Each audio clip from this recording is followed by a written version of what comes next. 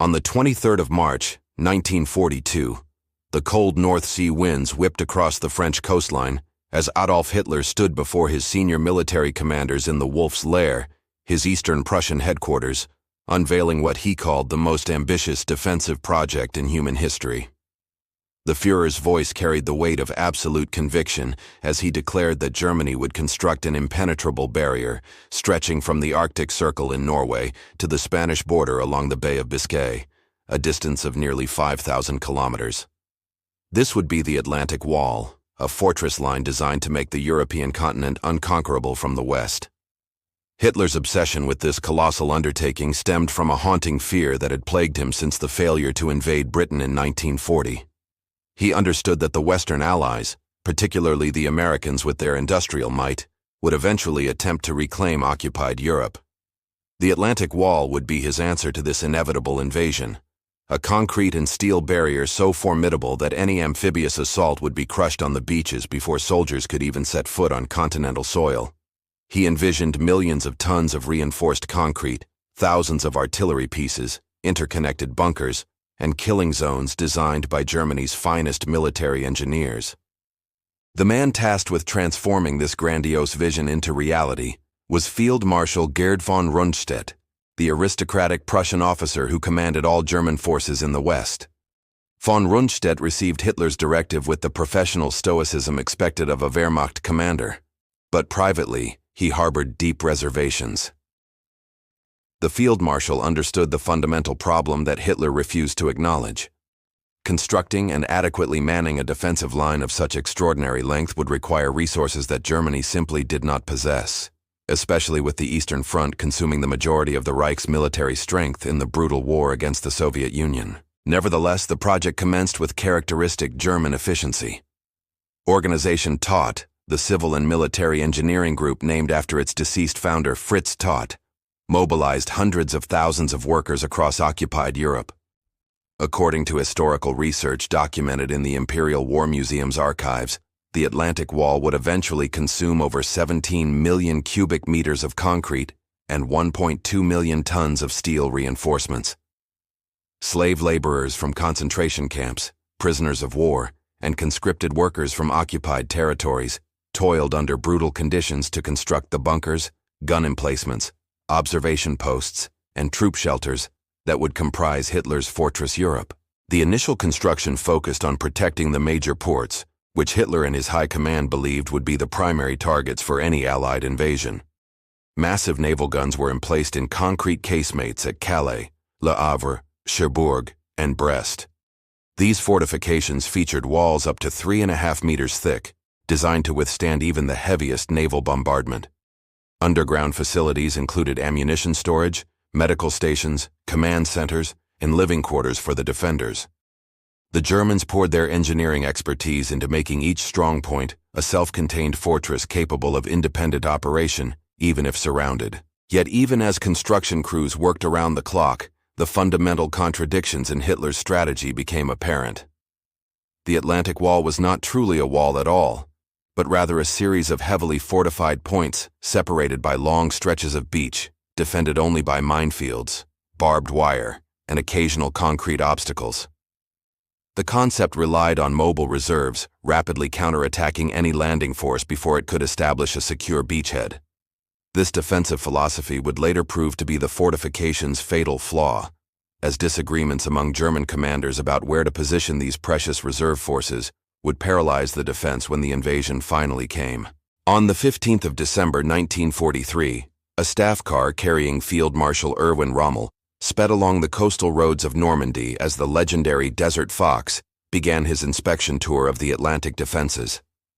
Hitler had appointed Rommel as commander of Army Group B, responsible for defending the critical sector from the Netherlands to the Loire River. What Rommel discovered during his inspection horrified him. The Atlantic Wall that existed in propaganda films and Nazi newsreels bore little resemblance to the reality on the ground. Rommel found incomplete bunkers, insufficient minefields, inadequate beach obstacles, and a general lack of preparedness that would spell disaster if the Allies attacked in his sector. Unlike the distant and aristocratic von Rundstedt, Rommel threw himself into the defensive preparations with manic energy. He had learned harsh lessons fighting the British and Americans in North Africa, where Allied air superiority and material abundance had overwhelmed his Afrika Korps. Rommel understood that Germany's only chance of defeating an invasion was to destroy it on the beaches themselves, within the first 24 hours, before Allied air power could establish dominance, and before reinforcements could pour ashore. The Field Marshal immediately implemented a comprehensive program to strengthen the coastal defenses. He demanded that the number of mines along the French coast increase from under 2 million to over 50 million. Rommel personally designed many of the beach obstacles that would bear his name. Rommel's asparagus were wooden stakes planted in fields to prevent glider landings, while underwater obstacles topped with mines were positioned to rip open landing craft at high tide. He ordered the construction of additional fortifications between the major strongpoints, attempting to create the continuous defensive line that Hitler had originally envisioned but had never been properly executed. According to accounts preserved in the National World War II Museum records, Rommel drove his men relentlessly, often appearing unannounced at construction sites to demand faster progress. He slept little, traveled constantly, and inspired both admiration and exhaustion in those who served under him. The Field Marshal understood that he was racing against time, convinced that the invasion would come in the spring or summer of 1944 when weather conditions favored amphibious operations. Every day of preparation could mean the difference between victory and catastrophic defeat. However, Rommel's frantic efforts exposed the deeper strategic divisions within the German command structure. Von Rundstedt and Rommel held fundamentally opposing views on how to defeat the invasion. Von Rundstedt advocated for the traditional German military doctrine of mobile warfare, keeping the panzer divisions well inland, where they would be safe from naval gunfire, then launching powerful counterattacks once the Allies had revealed their main landing site. Rommel vehemently disagreed, arguing that Allied air superiority would make daylight movement of large formations impossible. The panzers needed to be positioned close to the coast, able to counterattack within hours of the first landing. This strategic debate reached Hitler's headquarters, where the Führer made a decision that satisfied neither commander and ultimately doomed both strategies. Hitler compromised by placing some panzer divisions under Rommel's direct control near the coast, while keeping others, including the powerful Panzer Lehr Division and the 1st SS Panzer Corps, as a central reserve under his personal authority. No commander could commit these vital reserves without Hitler's explicit permission, a decision that would have catastrophic consequences when the invasion began and Hitler was asleep, with his staff too terrified to wake him. By the spring of 1944, the Atlantic Wall had been significantly strengthened, particularly in the Pas-de-Calais region, which the Germans believed was the most likely invasion site. Thousands of additional bunkers had been constructed, millions of mines laid, and elaborate beach obstacles installed. Yet the fortifications remained incomplete. The garrison forces were often second-rate units lacking mobility and heavy weapons, and the critical disagreement about reserve deployment remained unresolved. Rommel had accomplished remarkable improvements in a few short months, but he knew in his heart that it was not enough. The Atlantic Wall remained a facade of strength, concealing fundamental weaknesses that a determined enemy could exploit. On the 8th of April, 1944, a transport train carrying 237 prisoners from Buchenwald concentration camp arrived at a construction site near the town of Saint-Malo on the Brittany coast. These men, many of them political prisoners, Jews, and captured resistance fighters, would join the massive forced labor army building Hitler's Atlantic Wall. Their story, and the stories of hundreds of thousands like them, represents one of the darkest chapters in the construction of Nazi Germany's coastal defenses, a human tragedy often overshadowed by the military history of the fortifications themselves. The scale of forced labor employed in constructing the Atlantic Wall was staggering. Organization Tot, the paramilitary engineering organization overseeing construction, mobilized approximately 600,000 workers at the project's peak. Of these, a significant portion were not volunteers, but coerced laborers working under brutal conditions that frequently resulted in injury, illness, and death. French civilians were conscripted through the Service du Travail Obligatoire, which required men to work on German military projects. Soviet prisoners of war, considered expendable by the Nazi regime, were worked to exhaustion in the most dangerous tasks. Concentration camp inmates were transported from camps across the Reich to provide slave labor for the coastal fortifications. The conditions these workers endured were horrific. They labored 12 to 16 hours daily, often with insufficient food, inadequate clothing, and minimal shelter. Accidents were common in the massive construction sites, workers crushed by falling concrete, buried in collapsed trenches, or injured by premature explosions when clearing areas for fortifications. Medical care was virtually non-existent for forced laborers. Those who became too sick or injured to work effectively were often simply sent back to concentration camps or left to die. The casual brutality of the overseers reflected the Nazi regime's complete disregard for human life, particularly the lives of those considered racial or political enemies. Historical documentation from the French National Archives, referenced in scholarly studies of the occupation period, reveals that living conditions for forced laborers at Atlantic Wall construction sites were often comparable to those in concentration camps themselves. Barracks were overcrowded, unsanitary, and provided little protection from the harsh coastal weather. Food rations were deliberately kept below subsistence levels, just enough to keep workers alive and functioning but insufficient for long-term survival. This systematic malnutrition weakened immune systems, making workers vulnerable to typhus, tuberculosis, and other diseases that spread rapidly through the cramped quarters. The French civilian population also suffered tremendously from the Atlantic Wall construction. Entire communities along the coast were forcibly evacuated to create military zones. In Normandy, thousands of families were given mere days to abandon homes their ancestors had occupied for generations. The Germans demolished buildings that obstructed fields of fire, confiscated private property for military use, and transformed peaceful fishing villages into fortified strongpoints bristling with guns and barbed wire. French civilians watched helplessly as their churches were converted into ammunition stores and their schools became barracks for occupation troops. Resistance to the construction efforts took many forms, despite the severe penalties. French workers engaged in subtle sabotage, mixing sand into concrete to weaken it, providing faulty information about local geography, or deliberately working slowly. Some forced laborers attempted escape, though capture usually meant execution.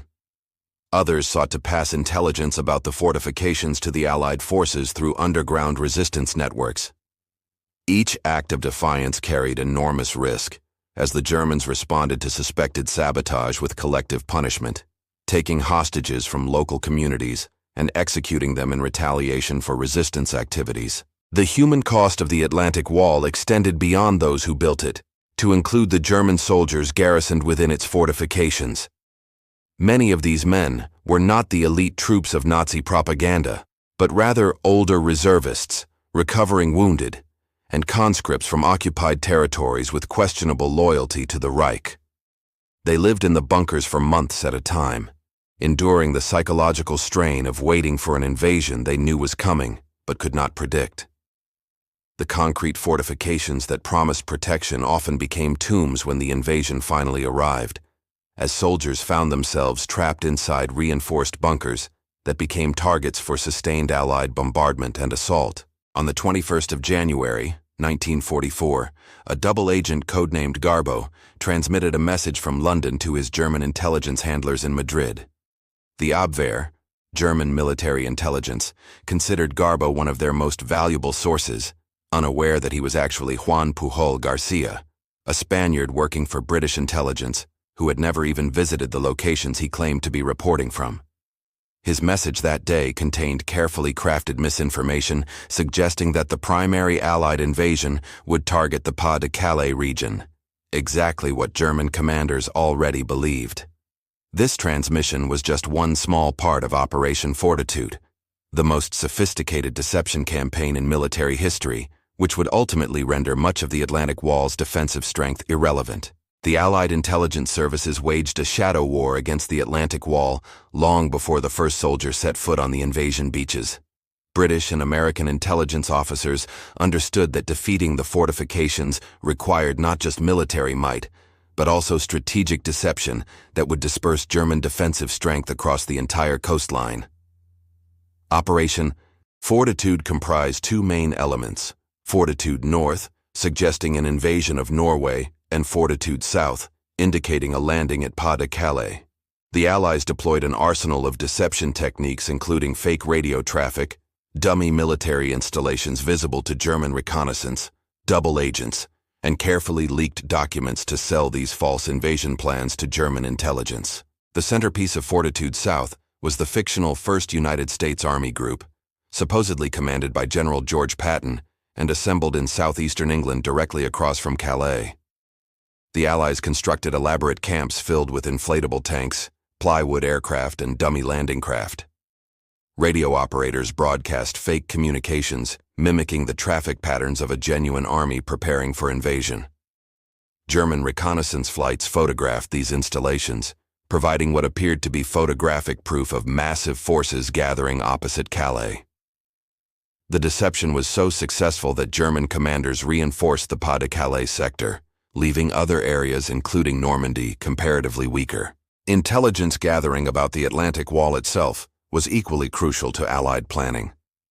According to declassified documents from the National Archives in Washington, the Allies assembled detailed information about German fortifications through multiple sources. The French resistance provided invaluable intelligence, with ordinary citizens secretly mapping gun positions, photographing bunkers, and noting troop movements. One remarkable example involved René Duché, a French house painter who worked at German headquarters in Caen and managed to steal complete plans of the Atlantic Wall defenses in the Normandy sector. He passed these plans to the resistance, who transmitted them to London, giving Allied planners detailed knowledge of German positions they would face. Aerial reconnaissance also played a vital role in understanding the Atlantic Wall's strengths and weaknesses. Allied aircraft conducted thousands of photographic missions over the French coast, with interpreters meticulously analyzing images to identify fortifications, obstacle patterns, and defensive installations. The Royal Air Force's Photographic Reconnaissance Unit flew modified Spitfires stripped of weapons and armor to maximize speed and altitude, capturing images from which intelligence officers could estimate the thickness of concrete walls, identify gun calibers, and assess the state of construction. This photographic intelligence was so detailed that Allied planners could create three-dimensional models of landing beaches showing every bunker and obstacle. The breaking of German military codes provided another critical intelligence advantage. The government code and cipher school at Bletchley Park, which had successfully cracked the German Enigma cipher machine, intercepted and decoded Wehrmacht communications about the Atlantic Wall. This signal's intelligence revealed troop dispositions, supply difficulties, command disagreements, and construction progress. The Allies learned about Rommel's inspection tours, the disputes between commanders over armor placement, and even Hitler's personal interventions in defensive planning. This intelligence was so sensitive that its very existence remained classified for decades after the war, hidden under the code name Ultra. Perhaps most importantly, Allied intelligence correctly assessed that the Atlantic Wall's fundamental weakness lay not in any individual fortification, but in the impossibility of strongly defending every potential landing site simultaneously. The German defenders faced what military strategists call the tyranny of choice. Without knowing where the invasion would strike, they were forced to spread their forces across thousands of kilometers of coastline. The Allies, in contrast, could concentrate overwhelming force at the time and place of their choosing. Intelligence gathering and deception operations amplified this inherent advantage, ensuring that when the invasion came, German forces would be looking in the wrong direction, their mobile reserves positioned too far away, and their high command paralyzed by conflicting information about where the main attack was actually occurring. At precisely 16 minutes past midnight on the 6th of June, 1944, British soldiers of the 6th Airborne Division tumbled from their aircraft into the darkness above Normandy, becoming the first Allied troops to assault Hitler's Atlantic Wall. Their mission was to seize bridges over the Caen Canal and Orne River before German defenders could destroy them.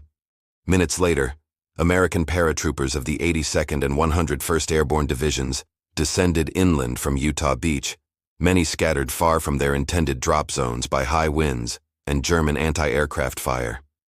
The invasion that would determine the fate of Nazi-occupied Europe had begun, and the Atlantic Wall faced its first and ultimate test. The German response to these initial airborne assaults revealed the fatal flaws in the Atlantic Wall's defensive concept. Scattered reports of parachute landings came into German headquarters throughout the early morning hours, but commanders struggled to distinguish between genuine attacks and diversionary raids. Some officers believed the dummy parachutists the Allies had dropped were the real thing, while others dismissed reports of actual landings as false alarms. The 7th Army headquarters in Le Mans, responsible for Normandy's defense, was conducting a training exercise that very night, with senior officers gathered for a war game in Rennes, far from their posts. This command confusion in the invasion's critical first hours would never be fully overcome. As dawn broke over the English Channel, German soldiers manning Atlantic Wall fortifications from Cherbourg to Le Havre witnessed a sight that defied comprehension. The horizon filled with ships, destroyers, cruisers, battleships, transport vessels, and landing craft stretching as far as the eye could see. Nearly 7,000 vessels of the Allied invasion fleet had crossed the Channel during the night, carrying 156,000 troops for the initial assault. This armada dwarfed anything the German defenders had imagined possible. Soldiers who had waited years in concrete bunkers for this moment felt their confidence waver as they grasped the overwhelming scale of the force arrayed against them. At 6:30 in the morning, the naval bombardment commenced. Battleships including the American Nevada and Texas and the British Warspite, veterans of previous wars, opened fire on coastal fortifications with their massive guns. The thunder of naval artillery merged with the roar of heavy bombers attacking strong points inland. The Atlantic Wall bunkers, designed to withstand considerable punishment, proved both impressively resilient and tragically inadequate. Many direct hits from naval shells simply bounced off the thick concrete walls or exploded harmlessly against reinforced positions. Yet the sustained bombardment destroyed communication lines, collapsed trenches, buried defenders under rubble, and created such psychological shock that many German soldiers were unable to effectively resist when Allied troops reached their positions. The landings themselves proceeded with dramatically different results across the 5 invasion beaches. At Omaha Beach, American forces from the 1st and 29th Infantry Divisions encountered the Atlantic Wall at its most formidable. The German 352nd Infantry Division occupied well-prepared positions overlooking the beach, with bunkers and gun emplacements positioned to create interlocking fields of fire across the entire landing zone. As recorded in the United States Army's official history of the campaign, the first waves of American troops were cut down by devastating machine gun and artillery fire. Landing craft disgorged soldiers directly into this killing zone, where many died before reaching the water's edge. Bodies piled up against the seawall as successive waves of infantry struggled to cross the beach under withering fire. For several hours, the outcome at Omaha Beach hung in the balance. Small unit leaders made the difference as sergeants and junior officers rallied shocked survivors and led them in desperate assaults against bunker positions. Destroyers moved to within 1,000 yards of shore, risking mines and shore batteries to provide direct fire support for the pinned infantry. Naval gunfire silenced German positions one by one, allowing American troops to work their way up the bluffs through gaps in the defenses. By midday, the Americans had secured a tenuous foothold, though at terrible cost, over 2,000 casualties on Omaha Beach alone, making it the bloodiest of all the landing sites. At the other invasion beaches, the Atlantic Wall crumbled more quickly. British and Canadian forces landing at Gold, Juno, and Sword beaches faced less formidable terrain and, in some sectors, lighter resistance. Specialized armored vehicles developed by the British, swimming tanks, mine-clearing flails, and bridge-laying vehicles helped overcome beach obstacles and fortifications. American forces at Utah Beach benefited from being accidentally landed in the wrong location, putting them ashore at a more lightly defended sector where paratroopers had already disrupted German communications. By nightfall, 156,000 Allied soldiers were ashore in Normandy, and the Atlantic Wall had been irreversibly breached at multiple points. The fortress that Hitler had proclaimed impregnable had failed its supreme test. On the 7th of June, 1944, as Allied forces consolidated their beachheads in Normandy, Field Marshal Erwin Rommel returned to his headquarters at La Roche-Guyon after racing back from Germany where he had been with his family for his wife's birthday. The Desert Fox had been absent during the invasion's crucial opening hours, another consequence of the German High Command's failure to anticipate when and where the Allies would strike. What Rommel found upon his return confirmed his darkest fears. The Atlantic Wall had been penetrated, Allied forces were expanding their foothold, and the mobile counterattack he had warned must occur within the first day had not materialized. The fundamental problem was paralysis at the highest levels of command. Hitler, who had retained personal control over the panzer reserves, had been sleeping when the invasion began, and his staff had refused to wake him with reports of the landings. When the Führer finally learned of the invasion around noon on the 6th of June, he initially believed it was a diversion preceding the real attack at Pas-de-Calais. The carefully orchestrated Allied deception campaign had worked perfectly. Hitler refused to release the panzer divisions for a counterattack, insisting they be held ready to face the real invasion he believed would follow. This decision meant that Germany's most powerful mobile forces sat idle during the exact window when a concentrated armored assault might have crushed the Allied beachheads. Even when panzer divisions were finally ordered forward, Allied air superiority made daylight movement almost impossible. The overwhelming dominance of Allied aircraft, which Rommel had warned about, manifested exactly as he predicted. German columns attempting to reach the invasion beaches were subjected to devastating aerial attacks. Fighter bombers strafed roads, destroyed vehicles, and created massive traffic jams as burning tanks and trucks blocked narrow Norman lanes. The Panzer Lehr Division, one of Germany's finest armored formations, required 3 days to move a distance that should have taken hours. During its approach march, the division lost over 200 vehicles and hundreds of men to air attacks before even reaching the combat zone. The Atlantic Wall's fixed fortifications, which had seemed so formidable during construction, revealed critical vulnerabilities once battle was joined. Many bunkers were designed to engage targets approaching from the sea, but their fields of fire did not cover landward approaches. Once Allied troops moved beyond the beach obstacles and coastal defense zones, they could attack fortified positions from flanks and rear, where defenses were weaker. German soldiers found themselves trapped in bunkers that had become prisons rather than protective strongpoints. Cut off from reinforcement and resupply, many isolated positions held out for days before surrendering when ammunition and water ran out. The Atlantic Wall's communication systems collapsed almost immediately under the weight of Allied attacks. Pre-invasion bombing had already damaged telephone cables and radio installations. The invasion bombardment destroyed more infrastructure, leaving German commanders unable to coordinate defensive actions or even obtain accurate information about what was happening.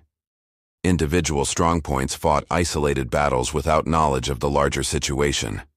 Higher headquarters issued orders to formations that had already been destroyed or bypassed. The fog of war that descends on any battlefield became an impenetrable murk that prevented German commanders from effectively responding to the rapidly evolving crisis. Perhaps most critically, the Atlantic Wall had consumed resources that might have been better employed elsewhere. According to post-war analysis by Allied intelligence officers, the concrete, steel, and labor invested in coastal fortifications could have produced thousands of tanks, aircraft, or artillery pieces that might have altered the war's trajectory. The static defensive mindset represented by the Atlantic Wall conflicted with traditional German military doctrine, emphasizing mobile warfare and offensive operations. Germany's greatest military successes had come from rapid, decisive attacks exploiting speed and concentration of force. The Atlantic Wall represented the opposite philosophy: passive defense spread across an enormous frontage, waiting for an enemy attack that would come at a time and place of the enemy's choosing. Within a week of the invasion, Allied forces had linked their 5 separate beachheads into a continuous lodgment nearly 100 kilometers wide. Over 326,000 troops, 50,000 vehicles, and 100,000 tons of supplies had poured ashore. The Atlantic Wall still existed as a physical structure. Bunkers still dotted the coastline, and German garrisons still held fortified positions at major ports like Cherbourg. But as a coherent defensive system, it had ceased to function. The breach in Normandy had torn open Hitler's fortress Europe, and nothing could now seal it shut. On the 26th of June, 1944, American forces of the 7th Corps launched their assault on Cherbourg, where the Atlantic Wall's fortifications reached their most sophisticated development. The port city bristled with massive coastal batteries, interconnected bunkers, and elaborate underground facilities that the Germans had spent years perfecting. Fort de Roule, dominating the city from the heights, contained guns in armored turrets housed in reinforced concrete chambers. The garrison commander, Lieutenant General Karl Wilhelm von Schlieben, commanded approximately 40,000 troops and had orders from Hitler to defend the city to the last bullet. What followed demonstrated both the formidable strength and ultimate futility of fixed fortifications against a determined attacker with overwhelming resources. The American assault on Cherbourg required sustained bombardment from artillery, naval guns, and aerial bombing followed by infantry attacks against individual strongpoints. Engineers brought forward demolition charges to blast their way into bunkers. Flamethrowers burned out defenders who refused to surrender. Some positions required multiple assaults over several days before resistance ceased. The massive guns of Fort de Roule continued firing until American infantry scaled the heights and attacked the fortifications from above, dropping explosives through ventilation shafts and firing into embrasures at close range. Von Schlieben surrendered on the 26th of June, though isolated pockets of resistance continued fighting until the 30th. The fall of Cherbourg exemplified the Atlantic Wall's ultimate failure. Despite the sophistication of its defenses, the port could not be relieved, its garrison could not be reinforced, and its fall was inevitable once Allied forces established themselves ashore and brought sufficient combat power to bear. Moreover, the German defenders systematically destroyed Cherbourg's port facilities before surrendering, denying the Allies immediate use of the harbor they had sacrificed so much to capture.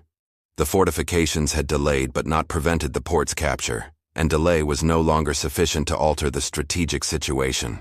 As Allied armies broke out from Normandy in late July and August, Atlantic Wall positions along the French coast became strategic liabilities rather than assets.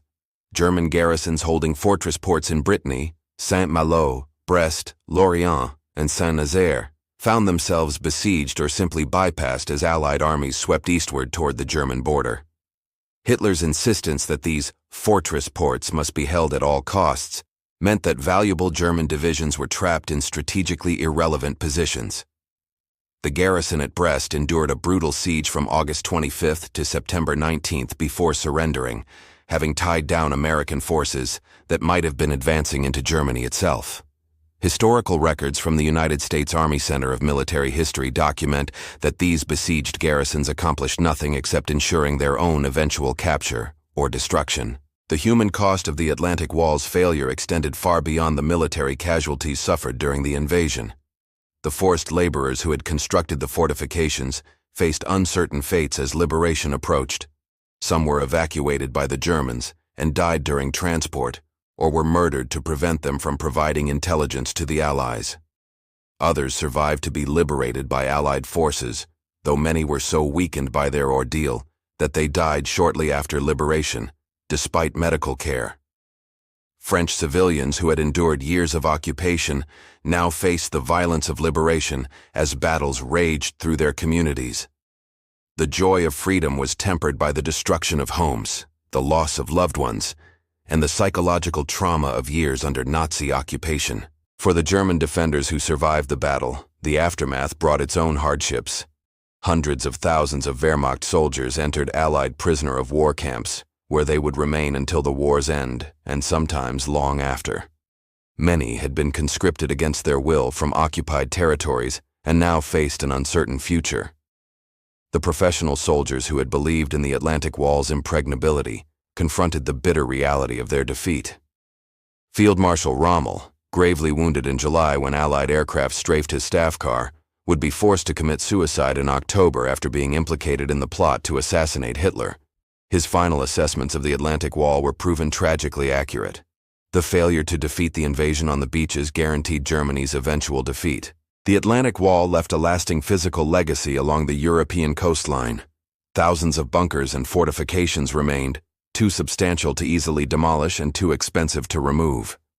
Many still stand today, weathered concrete monuments to Hitler's strategic miscalculation. Some have been preserved as museums and memorials, places where visitors can walk through the same corridors that German soldiers once patrolled and peer through the same embrasures where machine guns once covered the beaches. These structures serve as tangible reminders of the war's brutality and the ultimate futility of defensive thinking divorced from strategic reality. On the 8th of May, 1945, when Germany finally surrendered unconditionally to the Allied forces, the Atlantic Wall had long since ceased to have any military significance. The fortifications that Hitler had proclaimed would protect Europe from invasion for 1,000 years had proven barely capable of delaying the Allied advance for a single day. The collapse of the Atlantic Wall stands as one of history's most instructive examples of how massive investment in fixed fortifications cannot substitute for sound strategic thinking, adequate mobile reserves, and realistic assessment of enemy capabilities. The lessons learned from its failure would influence military planning for generations and fundamentally reshape how nations approach defensive warfare in the modern era. The first and most obvious lesson was that static defenses, no matter how impressively engineered, cannot defend everywhere simultaneously. The Atlantic Wall stretched across 5,000 kilometers of coastline, but the Germans could not possibly garrison every sector with sufficient strength to repel a determined assault.